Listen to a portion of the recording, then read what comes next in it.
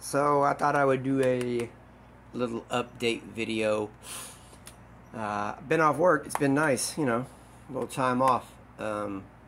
First up, the valve with the vacuum hose that jumps between manifold and ported vacuum, that if you toggle the valve is supposed to be able to help you adjust your idle speed screw and get out of the transfer slots.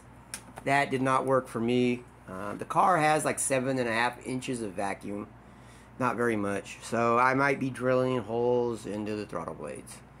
Next up was the new leaf springs. They're 1-inch drop springs, but they're not mid-eye. They were almost double the price of mid-eye springs. I didn't pay that for them.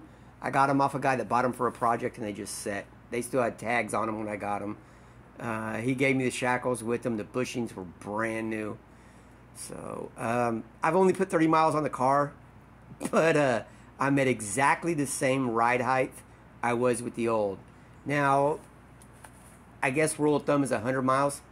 So hopefully it drops another ½ inch. I was at 27 with the old. I'm at 26 7/8 right now. But in all honesty, when I dropped it and jumped up and down on the, back into the car a little bit with my son, it was at 27 1/4. So it's already dropped 3/8 of an inch. Hopefully we get it to, I would love 26, but if not, 26 1/4 would be great. So what I noticed when I jacked up the car front and rear to do the leaf springs, when I lowered it, I noticed the toe in on the front tires was just off bad. I had it aligned a few months ago, and what I think happened is there was two guys, an older guy and a young guy, helping them. One of the two, probably the young guy, went to tighten up the adjusting sleeves between the inner and outer tie rod and just used a ratchet and didn't back up the top, because when I went and I grabbed that adjusting sleeve by hand, it moved. Yeah. So I've seen this done a couple times before. You take a string, rope, whatever. Let's see if I can get the whole thing in there. Let me drop this a little bit.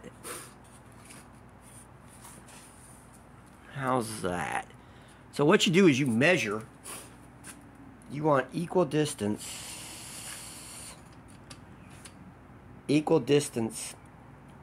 here, right here, and here.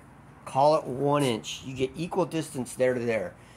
And then you come down here to the front, and you want the front to toe in 1/16 of an inch.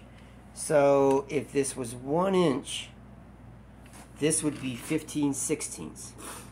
And all you do is you loosen up those adjustment sleeves and spin it one way or the other.